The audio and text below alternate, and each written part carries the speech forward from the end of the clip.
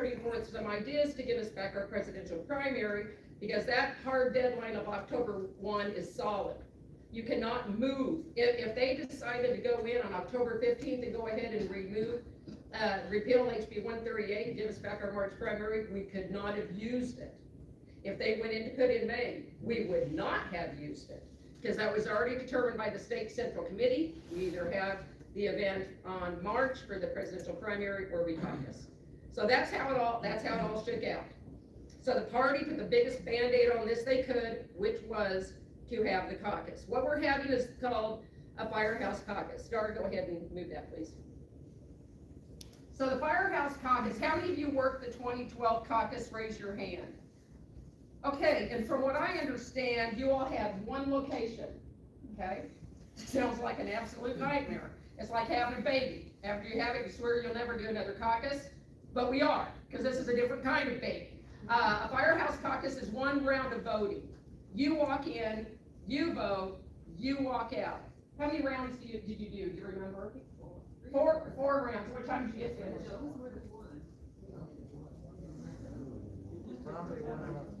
You had 50% plus one you had to get. So there were, whatever the multiple rounds were, a lot of people did multiple rounds and some of them went till midnight.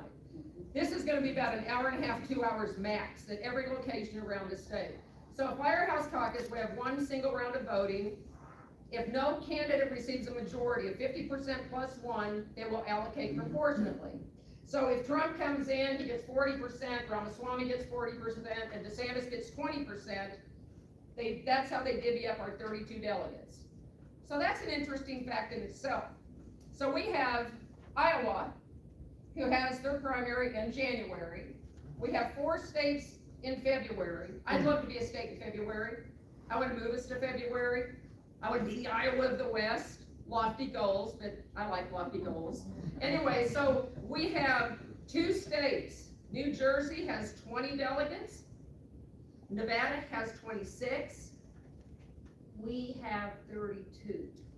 So when some people say, oh, those candidates aren't or even interested in Idaho, yes, they are.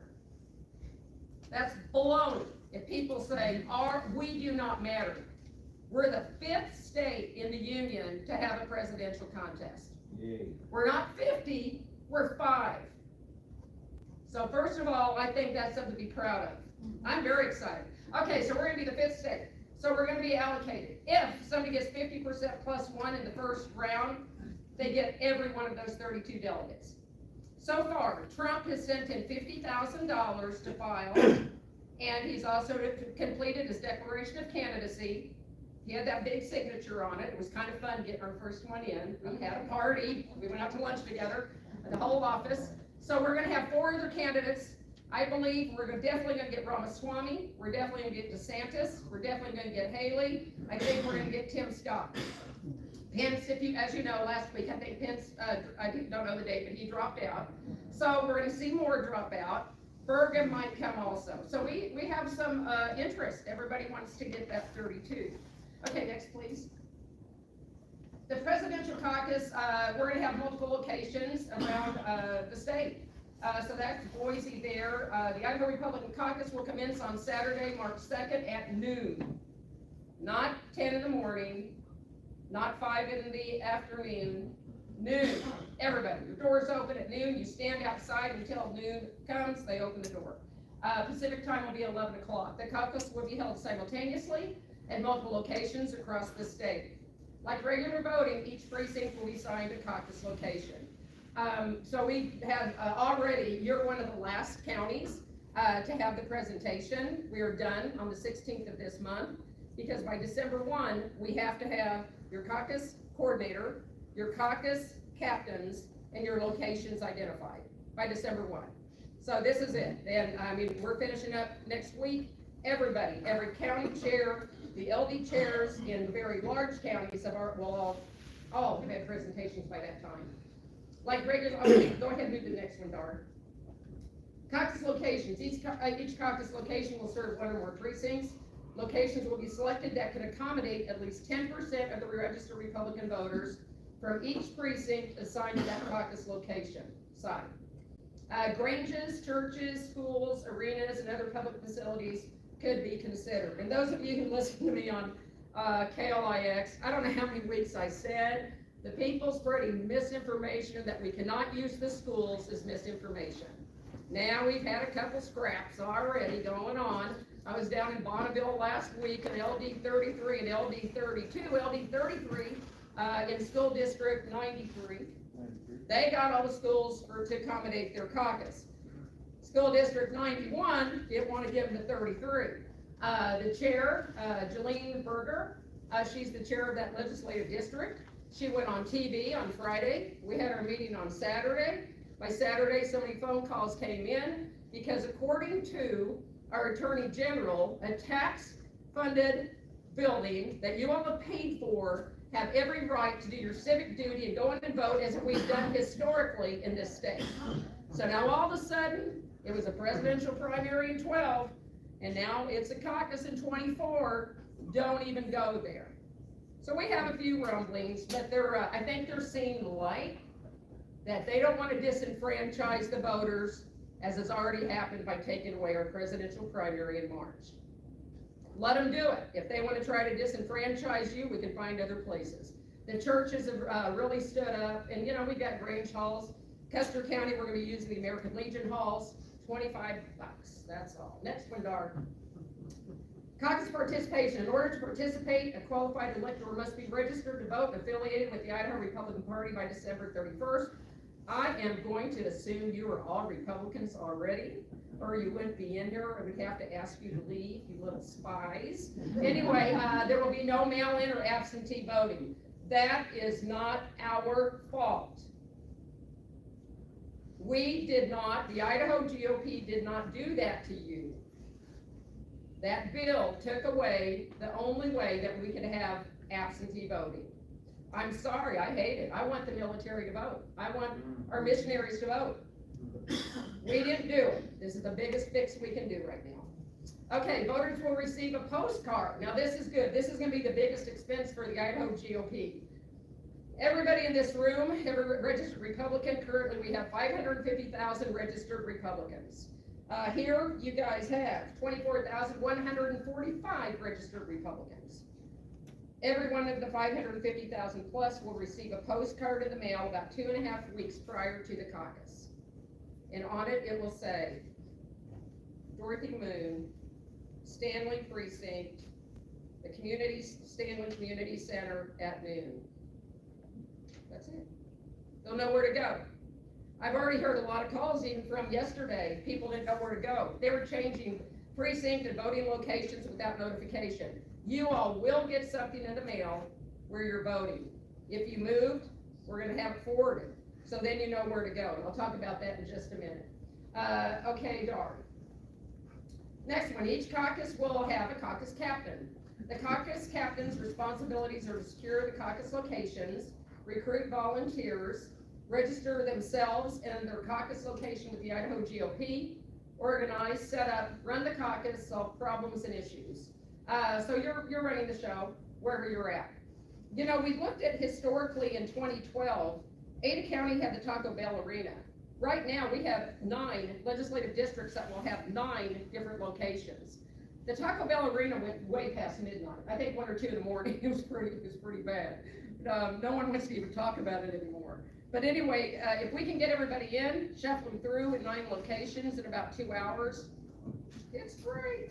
It's going to be Saturday. They can go out and have a nice lunch somewhere. Next hour. Each caucus location will have only 1 caucus captain, only 1 chief in that outfit. The precinct committeeman will serve as the caucus captain for their precinct unless there are multiple precincts being shared at 1 location. An example of this, I was just in Butte County. They have a whopping 4 precincts. 1, 2, and 3 are around Arco. The 4th one is in Howe. Howe, and it's going to be snowy. Okay, so Howe's going to want to have their own. The other 3 is Butte City, Arco proper, so those 3 will all be at the community center. So in that case, multiple precincts will share 1 location, okay? But we already have the vice chair, who is the caucus coordinator, and a caucus captain will also be there. That's one of the PCs from the first precinct. Every situation is unique, so everybody's is gonna be different. Another one that's really exciting is in, Ada County, let's see, it's LD 20. They're going to be using the same church we had for our Cary Lake event that we had at Capitol Church at the corner of Eagle and Fairview. How that one works is that there's a huge room that people will come in and sign up. There'll be multiple tables with all the precinct books. They come into a room this large, they go and register, and then they move into the church area. It seats 900 people with really nice cushy seats. So they're gonna go in there, then they're going to get their program going.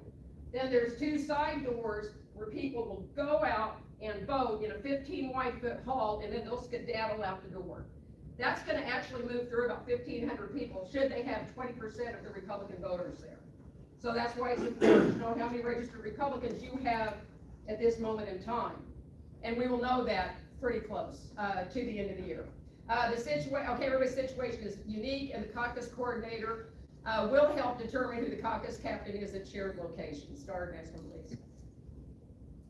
In the precincts where there is no PC, or the PC is unable or unwilling to perform the duties of the caucus captain, the caucus coordinator can assign a precinct to share a caucus location. If a precinct cannot share a location, like Howe is in the middle of nowhere, then a caucus captain can be nominated and confirmed by the county central committee. Then the PCs will say, hey, let Mary do it. They always pick on the person who's gone, so make sure you're there when they start deciding who they're gonna make caucus captain. Okay, go on, next one. Okay, caucus coordinator, this is the really important person. The caucus coordinator, in your situation, you have two legislative districts that fall in Twin Falls. In a county where you have multiple LDs, those two LDs, which is Grant Lobes is one and Gretchen is the other.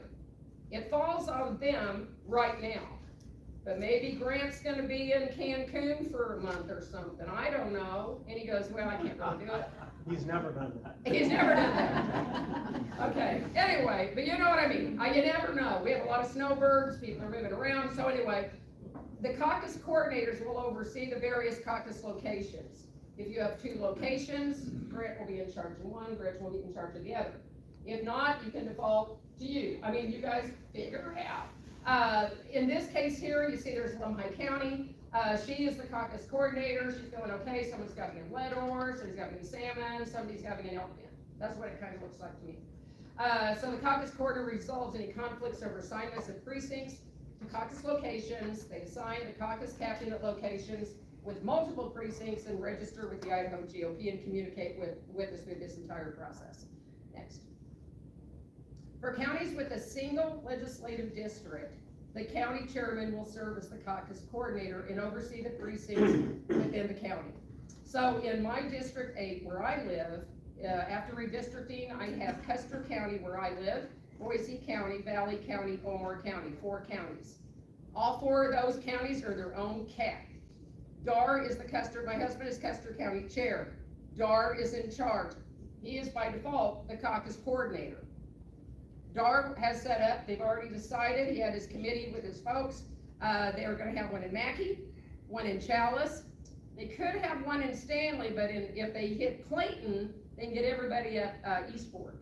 So most voters are kind of in Clayton, so he's gonna join Stanley and Clayton. Because the fact of the matter is, as far as the Republicans in Stanley, there's 4 moons. So we might as well go to Clayton and get more voters and help them out. It is a 15-minute drive, 20-minute drive from Stanley to Clayton. So with the logistics of very large counties, you have to try to work where you can have definitely 3 people at each venue. Stanley would probably take 15 minutes. It'd be a very short caucus. They'd walk in. There's not very many Republicans in Stanley. Okay. Or maybe there are. I don't know. It'd be a surprise. Okay, go ahead, next one. In the larger counties containing multiple legislative districts, like you have 2, the legislative district chairman will be the caucus coordinator for precincts within the district. The county chairman will resolve any issues, so Susie doesn't get out of this, that arise between the caucus coordinators. Okay, so she's gonna be making sure everybody's doing their jobs. Next, please.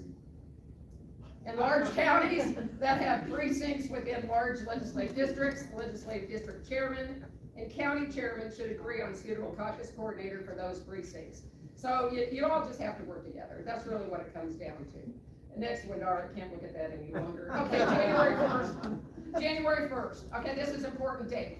The Idaho GOP will download the entire state Republican-affiliated voter database and arrange these by poll books. Much to my chagrin, we have 977 precincts in this state. That means the Idaho GOP will be working more than Santa does getting ready for Christmas by organizing each precinct book and having them ready to go when we start sending them out in February, the end of February. Okay, next. The GOP, we're going to have caucus kits. This is called a ballot mini box to each of the registered caucus captains. So in this case, the caucus coordinators, you're really, I think based how I think this is going to work here, you guys will be getting the caucus kits. Each kit will contain the relevant poll book or books. So in Butte County, there'll be 4 books because they have 4 precincts. Hand stamps, I'll talk about that in a minute. Ballots, which will be very secure, watermarked ballots, so they cannot be changed or copied or what have you. Tally sheets, signage, meaning the signage that we're going to have, like for Butte, precinct 1, precinct 2, precinct 3, on the tables for people to register. Arrows going there, every which direction, whatever you need for signage. A caucus procedure manual and return shipping labels. So once the event is over, get everything in a box. It will be prepaid. Don't walk and put it in an outside post box. Go in the post office and get it inside the wall. Security is a very important issue on getting those back to us to canvass the ballots to make sure our numbers are correct. To preserve the integrity of the caucus, the watermark ballots and tally sheets will be in a separately sealed box, or in the case of Clayton, envelope. And we will have like some sort of seal on the back. If it has been opened, you need to call us immediately because the ballots are in there. So we add also the tally sheets. We don't want tally sheets copied or any attempt to copy the ballots. And they can only be opened at the appropriate time during the caucus. And that's when you start to vote. That is when that box is opened. Okay, then you pull out the ballots and you hand them to the folks. Okay, next. Okay, March 2nd, this is it. We're there. Voters will go to the caucus location assigned to their precinct, listed on their postcard. At check-in, they will be required to present a valid photo ID, sign the poll book, they will, just like they normally do, and receive a hand stamp. Okay, the idea behind the hand stamp, I just told you at Capitol Church, there's going to be probably 2,000 people being run through that church. When they come in, I told you, we've got to have they have an opportunity to go down 2 halls to vote. They're going to get a green stamp on their hand. The green stamp, once they go into the sanctuary part of the church and sit down, the green stamp means when it's time to go vote, they walk over and say, I'm ready to vote. They show their green stamp, then they get a red stamp on top of their green stamp, which should make what color, art majors? Brown? I don't know. Anyway, so it's not going to be green and it's not going to be red. So red on green, they've got their ballot, they're going to mark it, they're going to throw it in a box, and most of them will walk right out the door. But in this situation with Capitol Church, I just told you, there's 2 doors that they're going to go through to vote. They could go down one door, circle back around, and go through the other door, and come in and vote again. But not if they got a brown stamp on their hand, because red and green mix up. Somebody said up in Boundary County, of all places, they said, wait a minute. I don't want any markings on my body. Of course, they got a full sleeve tattoo. I thought, are you guys kidding me? These are Crayola stamps. They won't hurt anybody. If they do, then people make choices. I don't know what to tell you. You don't vote. I don't know what to tell you. They're going to be Crayola stamps. The good thing is, you all get to keep the stamps for your next bingo round on a cruise ship, because we don't want all these stamps back, because that's a lot of stamps. We don't want them all back. Because you will have stamps for the green stamp at each one of those precinct books, okay? So there'll be a bunch of stamps. Okay, next one, Darn. Back up a minute. As far as on the IDs, okay, give me the IDs, folks. There's 5. Can you use a college ID now? No. Good. No college IDs. You can use driver's license, military card, Tribal card, what'd you say? Passport, concealed carry, got it, thank you. You can also use the non-driver ID card too, okay? So we will make a poster board of that, because some people don't know. I mean, Blaine County used to take Costco cards until it was brought to everybody's attention, we can't use a Costco card. So we're serious about this. We gotta only use the IDs that are valid. Next, please, sorry, I already had to go ahead. At the scheduled time, candidate presentations will begin. So, everybody who has signed up to be on the ballot will get 5 minutes to talk.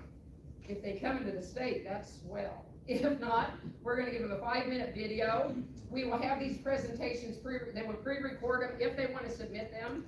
If they want to send a delegate for their campaign, we've already been told by the Trump campaign, if the MAGA PAC says that Mary wants to come talk in Twin Falls because she's MAGA PAC, unless Trump gives me their name, they cannot talk.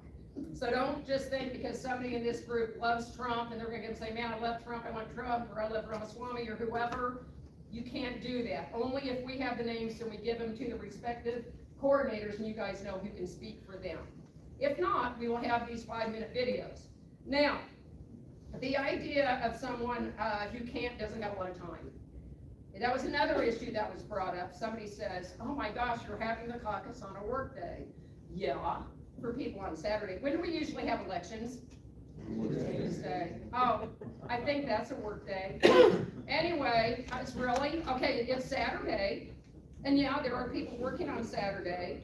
So if you're working at Family Dollar, that's my example, because that's somebody who's got to get back to work. They don't have enough help there.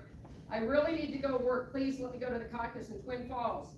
I'll only be about 15 minutes, I promise you. And we do promise them that's what it's gonna be. They will come in, they will register, get their stamp, and then they'll just skedaddle over there and say, I'd like to go ahead and vote, I already know who I'm voting for. We give them their ballot and they go. Okay, then 15 minutes for somebody who really has to get going. And we'll help move people through as fast as we can, or you all will.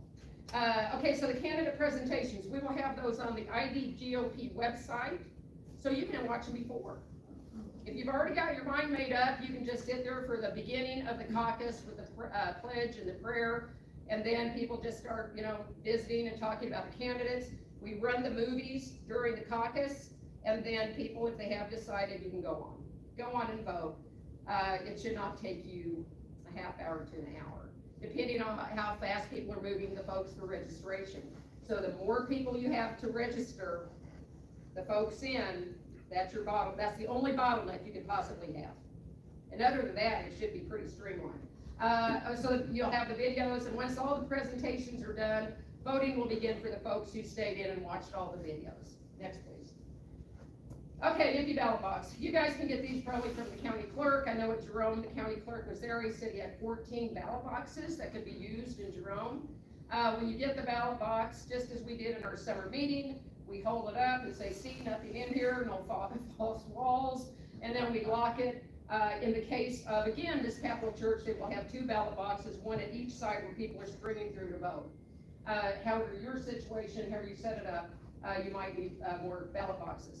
All the ballots go in one box. Somebody said, can you have Ramaswamy, DeSantis, and Haley, and Trump? No, because that's not a secret ballot. Okay, and you gotta commingle them. Makes it more fun to tear them apart and count them all individually. Okay, so that's a good thing. So all the ballots go in one box. Voters show their hand stamp to receive the ballot, the second stamp going over the first. They proceed into a private area to mark the ballot and deposit it in the sealed ballot box. You can probably get from your clerks also those cardboard voting booths. And I'll tell you the truth, I think most people, they get their ballot, get their hand stamped. It's one vote. It's one check mark. Okay, so it'll go pretty fast. Voters who arrive late will be allowed to sign in and vote until the balloting ends. Those in line at that time will be allowed to vote. You let everybody vote. I don't care if they're running from across the street and say, wait, and you're trying to close the door, let them in. We don't want to disenfranchise anybody. Voters are then free to go or stay and witness the voter tabulation, which is one thing that they did a lot in 2012. They did stay and watch until they got that 50% plus one. Next, please. Okay, the ballot box is unsealed in front of multiple witnesses. The ballots will be separated by candidate. Then each stack will be hand counted, I love that. Hand counted, yeah, that's nice. Until the same results are achieved twice. So if 57 is what you get the first time, 58 is what you get the second time, you gotta count them a third time to get the 57 or 58, or maybe you get a different number. But hopefully you have some people that can count well. Then signed by the tabulator, so you're gonna put it on the tabulation sheet, you're gonna sign it, so the 3 or 4 people standing around watching the tabulation, you will sign the sheet so we know who was there, and the caucus captain who is overseeing everything going on in that room. The caucus captain will then call us up in Boise, at the Idaho GOP main office, and we're gonna start logging these things in. We're gonna know who everybody is and where they're at very quickly. This is not an all-day event. The process along with the results will happen statewide simultaneously. Again, we're starting at noon Mountain Time. It'll be 11 o'clock Pacific Time. The ballots and one tabulation sheet will be sealed in an envelope or box and sent via secure carrier to the Idaho GOP main office, where they will be canvassed in the next few days to verify the results. That can go in your box that you're going to have, we'll have next day. Stanley, you can't get next day. Chalice, you can't, rural areas you can, it'll be 2 days before it gets to us, but you will have the fastest way to get it back to us. Okay, and we're paying for all the shipping and the postcards. Okay, and the poll books, so we got a lot of print materials to get done. The caucus timeline. Beginning of December, we have to know what the heck's going on everywhere around the state. So you gotta have your venues, secure the facilities. If you do not have insurance to cover it, we have a blanket policy that will cover your location. Okay, a lot of schools have it. Actually, a lot of legislative districts do have insurance. So I don't know what your status is on that, but that won't stop you from having a venue. The caucus captains, coordinators, and locations all have to be turned into us December 1st. If not, we'll be putting people in those positions, or we'll be finding your venues for you. We can't shilly-shally on this. This is gotta kind of get this stuff done. Security, necessary permits or insurance, recruit volunteers. So I'm hoping a lot of you in this room will be volunteers at the event. I believe the plan that you all got in the envelope or online, there was a graphic, like an AutoCAD drawing of a room layout. So you'll have a greeter. The greeter will say, oh, what precinct are you in? Oh, your card, thank you. Okay, you're over there with the gentleman with the red sweater on.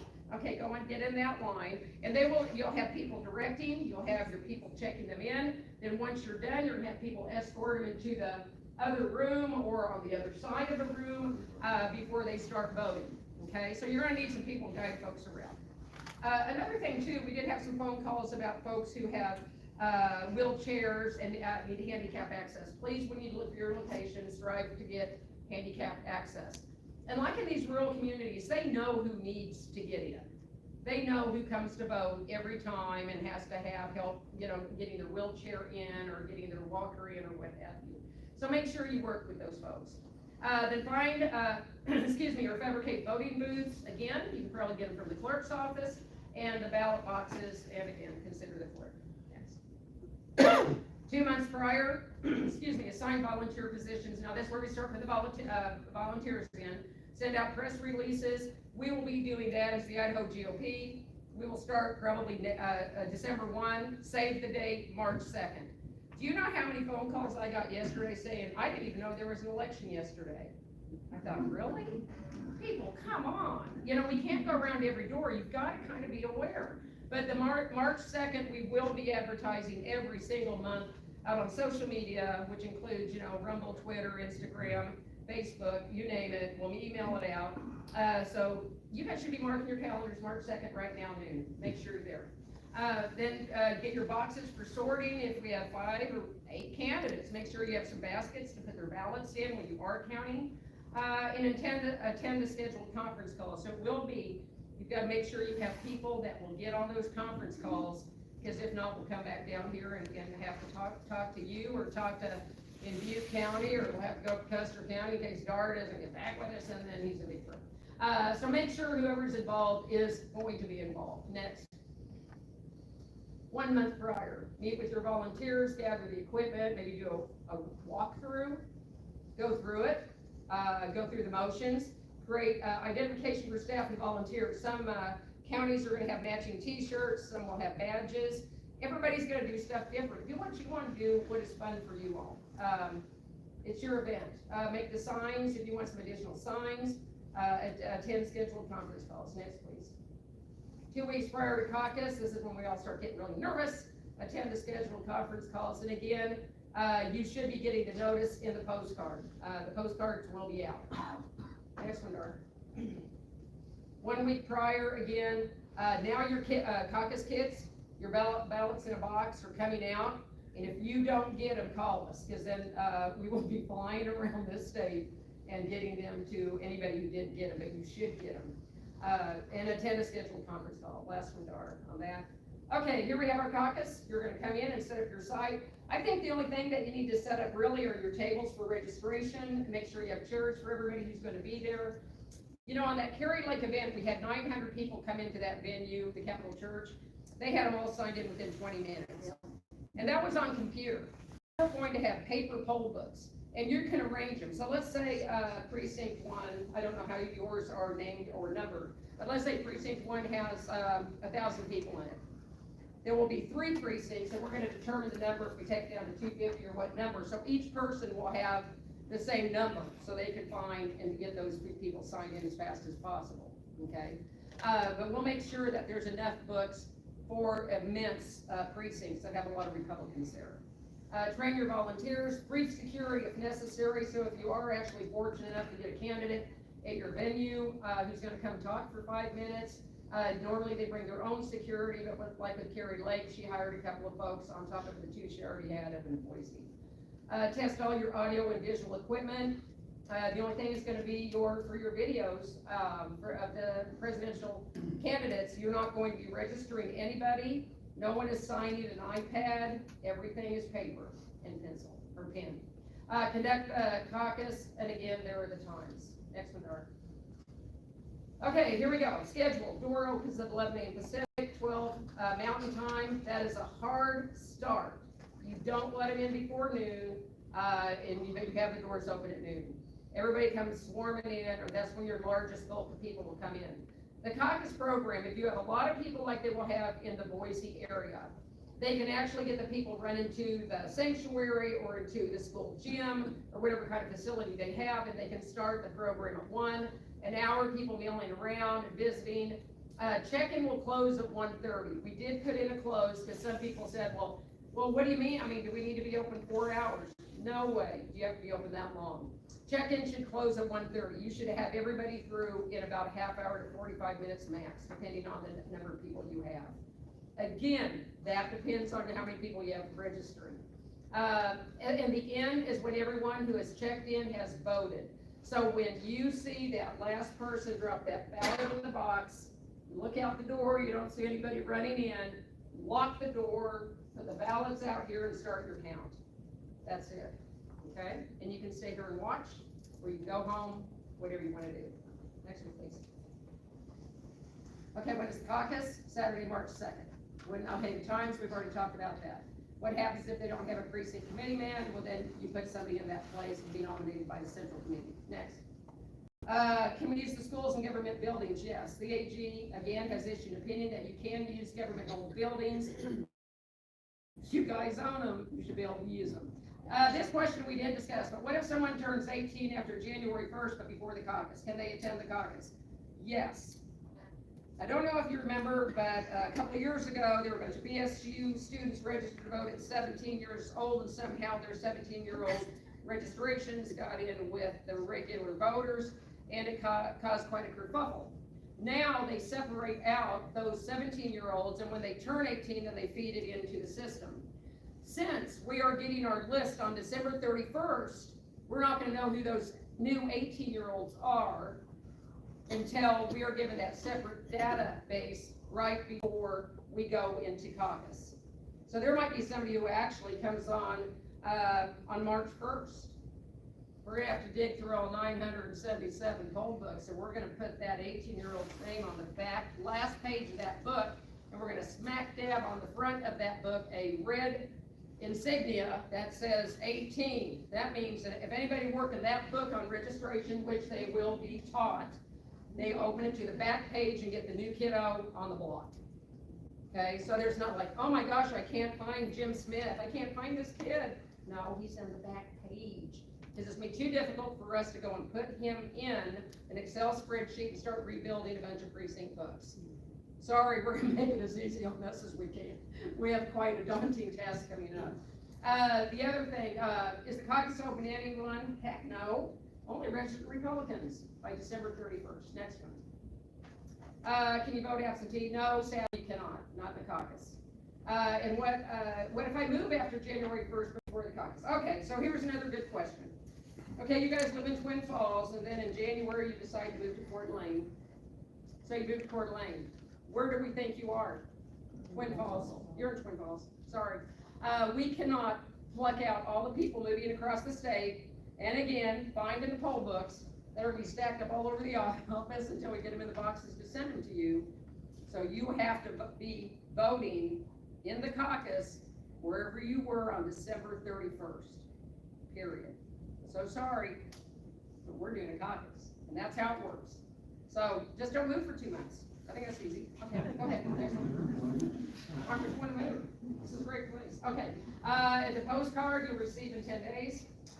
What if I'm late to the caucus? Get in line, you'll be able to vote. As long as you're there before closing time, which will be an hour and a half after the doors open. But I think you're gonna have everybody through. And if not, stay open a little bit longer if you need to. You'll know your people better than we do. Next. Okay, how long will it take? 1 to 2 hours. Isn't that great? You know, Canyon County last May, during the primary, 6 to 7 hours. People left because they couldn't get to use the machines.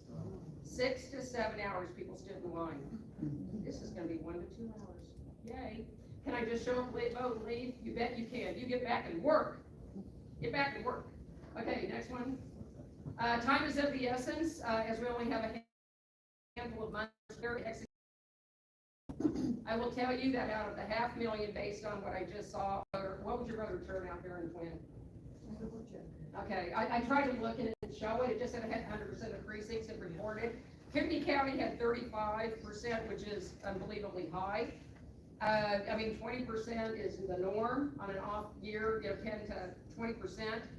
So it'll be interesting to see, and those will be good numbers to look at. Just to let you know, in the 2012 caucus, which had multiple rounds, there were 440 some odd thousand registered Republicans in this state. So 11 years ago, that's how many we had. So we've got 110,000 more. When the 2012 caucus was done, they had 44,000 Republican voters in the 2012. So that's 10%. Shame on those Republicans. That is way too low. Way too low. You know, we have a lot of exciting candidates, so I think we're gonna have a pretty big turnout. So anyway, when we're looking at the ballots, we're probably looking at about 25% for each location, unless we see some anomaly historically that has happened in certain areas. But we'll be looking at that as well. The caucus coordinator or the LDO county chairman should call a meeting of the caucus captains as soon as practical to review the caucus rules, state party rules, Article 5 and 6, and to begin evaluating and selecting caucus locations. Contact us with any questions and we'll try to help you. But again, in 2012, you all had one. The Twin Falls Canyon Ridge High School was the only location you had. So I'm not sure what you all want to do. I guess you all need to talk about that. We have a committee and we started. Okay, good. And so in 2 weeks you'll have it locked up. All right. Okay, any questions from the audience? Any questions? Yes, sir. So Dorothy, you said register, you have to be registered by December 31st. Correct. But you said register at location several times. You mean sign in? I mean sign in. I'm sorry. Thank you. I'll start trying to clear that up on my verbiage. Yes. Yeah. Yeah. Right. Yeah. And you can't same day register. Yes. Yeah. But yeah, when you get your credentials. There we go. When you come get your credentials. Yes. So I have a question. Reggie. So will you put the precinct on what precinct they're in, because nobody knows what precinct they're in? Yes. So that will be on there, and ask them to bring it with them. Yes. To the. But, okay, that's a real good question. Something that they're gonna be doing in the LPs, which you have, get a map of your precincts and put it by where they're gonna come in and get credentialed.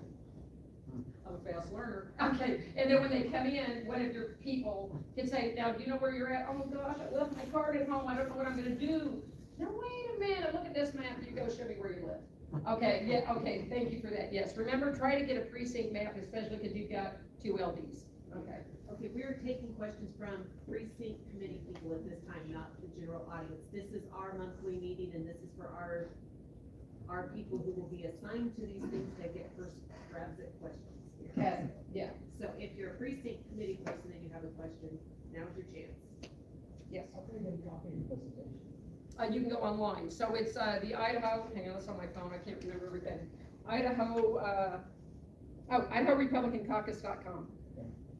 I knew it was pretty easy, you never know where it comes. Yes, everything's on there. I see Grant in the back. Great. We have we'll have 2 locations, and we have 2 legislative districts, which means we'll have 2 coordinators. Is there any prohibition against mixing legislative districts, so we can have some from legislative 24 and 25 at one location and 24 and 25 at the other location as well? You can, as long as we know about it, so we know which precinct books to slip into each box. Okay. All right. You know, you want to keep it as unconfusing as possible, but a lot of people don't even know really where the LD boundaries are. They just know Well, their precinct. The problem with our legislative districts is we have one in the middle, and then everything else wraps around it. Right. If we have one on the east and one on the west, some of the people from legislative district 25 are gonna have to drive a long way, so it'll be easier for them if we can have some in each place. And we have other places with that sort of pie here or there, and yes, you can. Okay. As long as you're very clear of what precinct, so we don't get those cards messed up. Okay. We don't want anybody scrambling going, oh my gosh, I can't vote for Nikki Haley, I'm so upset. I mean, seriously, we want everybody to be able to vote. So yeah, we can do that. Yes.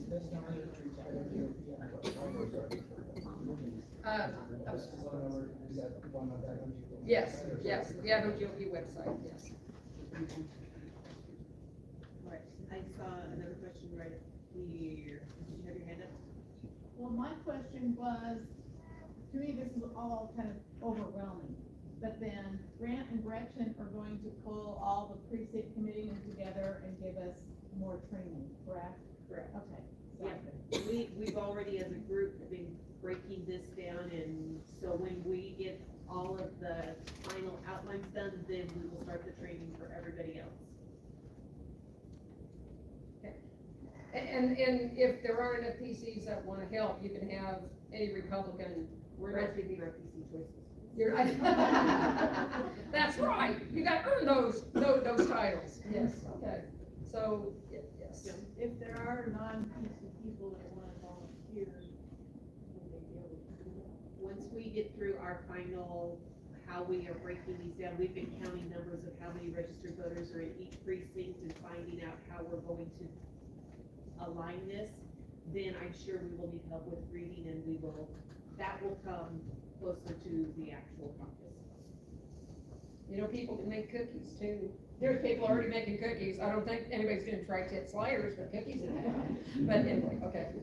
Serious, everybody's gonna do that. Actually, and let me just comment, in Canyon County, there's a few precincts that they said, well, can kids come in and vote? And again, contrary to some people who have reported, they said, contrary to what people reported, people can bring their minor kids. They were saying that one adult has to stay at home because you can't bring kids. It says in the rule, minor children can come with their parents. And so, in this case with Canyon County, they want to know, well, can the kids come in and they kind of teach them how to vote? And of course, have like a funky looking ballot and like a daisy, and make them write the names so they learn how to write. I don't know. Sounds cute to me. You can do it, because if we get a daisy ballot in there, we already know that's a mess, but they have a special box for the ballot. Well, the other thing too, so that brings up the point about the stamps. Also another reason, not only could somebody circle around, how many of these kids under 18 have pork chops and piercings and tattoos? You know, somebody could assume they're 25. These kids today, the 18, 17-year-olds look like they're 25 or 30, so that is why they have to have the hand stamp. It's another election integrity security feature that we're offering in this. Okay. We'll go ahead, as long as it's caucus related. Yes, I'm fairly new to Idaho, just been here a year, so I'm getting familiar with the Republican Party here, and I'm curious how the delegates are chosen. Are the delegates afterwards? The 32 delegates for the presidential candidate. Okay, and it's a pretty big formula. I mean, we have to split them out based on congressional district 1 and 2. I have so many that I name, the three of us, the National Committee men and women, and I are three of the, for sure, delegates. And traditionally, Rod Beck has always worked on this, and everybody knows Rod has been really big in this. He wants to continue, he's the Ada County presiding commissioner, and he has done this for a long time. But anyway, that's how, the delegates are pretty much selected. Candidates can also, the presidential candidate who gets let's say they get a percentage, they will get to name who their delegates are. So there's like 3 different buckets of ways that people become delegates. Does that answer your question? Thank you. Okay. Well, thanks for coming tonight. That's great you're here. Thanks. Okay. I think it's, It's a crazy question. I'm sure it would not happen in Idaho. I could foresee it happening in a very liberal area. To volunteer, if somebody volunteered, we verify they were Republican. In a liberal area, a liberal could come in and volunteer on the Republican caucus and somehow maybe try to screw things up. Yeah, We're and gonna it's- verify. In a smaller area like Chalice, it's pretty easy to pluck them out. But here, yeah, you might have an issue, but yeah, maybe you had won your, that's your call, but you didn't verify an it. issue here, but I know it's a crazy question. I'm just curious. It's not a crazy question, it's a good question. Because, you have to remember, last primary, 16,000 Democrats became Republicans to vote in their primary. We have a very big problem with crossover voting. So, I think this caucus is gonna be a lot more secure. I think neighbors in your community, and you're going, wait a minute, I know you're a Democrat, because I saw you write in the paper, you're supporting whoever, and then you guys could just about run them out of here. But I mean, seriously, that's the fun thing about a caucus. You typically know a lot of the folks that are coming in. But they can ask, you can request that if you'd like to. That they prove that they're Again, registered I don't think Republicans. we'll have trouble, in a rural area like this. Yeah, Ada County could be a different story. You're right. All right, we're gonna take one last question. I saw you right there, and then we're gonna move forward. So if we want to volunteer, should we talk to our precinct committeemen? Would that be the best way to do it? Or should we- I haven't even thought about that yet, so probably if you wanted to give them your name, so when we start assigning tasks that they can bring those forward, that's probably a good place, yes. All right, Jamie, and thank you, Dorothy, for driving down in Dartmouth. Thank you.